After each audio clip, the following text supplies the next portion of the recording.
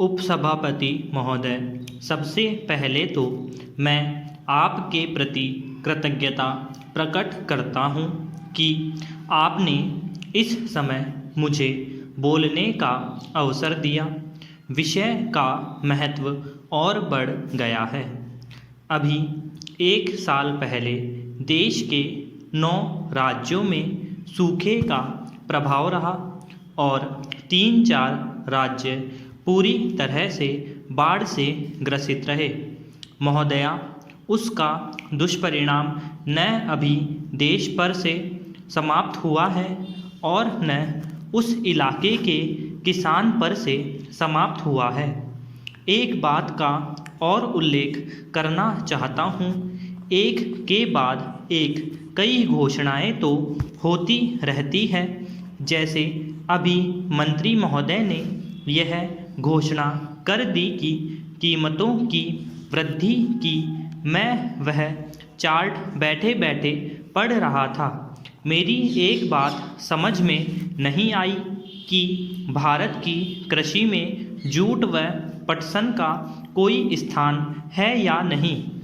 1 पैसे की वृद्धि का इसमें उल्लेख नहीं है, लेकिन अब तक देश के अंदर कई बार बीमा की चर्चा हो गई है।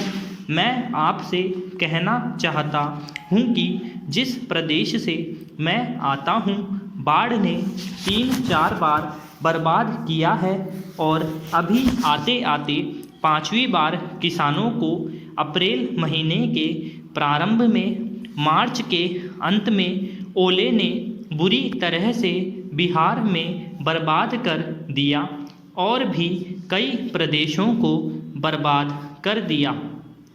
अगर हम चर्चा करते हैं फसल बीमा की, तो यह फसल बीमा का मकसद वास्तविक रूप से जो पीड़ित किसान हैं उन तक पहुंचना है।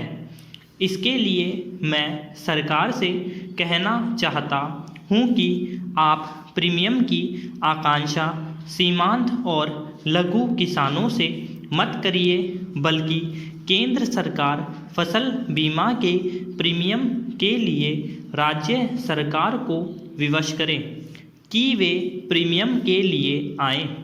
पैरा महोदया, देश का जो किसान है 80% किसान सीमांत और लघु किसान हैं और मात्र 20% ऐसे किसान हैं जो लघु सीमांत से कुछ ऊपर होंगे। और खेती लायक देश के अंदर जितनी ज़मीन है, यह इन 80% सीमांत और लघु किसानों के हाथों में है। महोदया, थोड़ी देर पहले आबादी के बारे में चर्चा थी।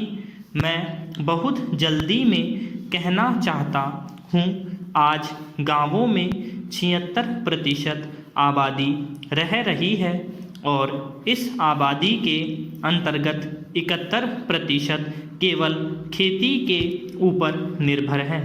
उसके पास दूसरा कोई काम नहीं है। आज उसकी अवस्था क्या हो गई है। बाढ़ ने तबाह किया, मांग शुरू हुई, बीज ले आओ, बीज ले आओ। घर भी डूब गया, खेत भी डूब गया, जो कुछ भी था वह डूब गया। तो आज किसान ऋण के बोझ से परेशान है।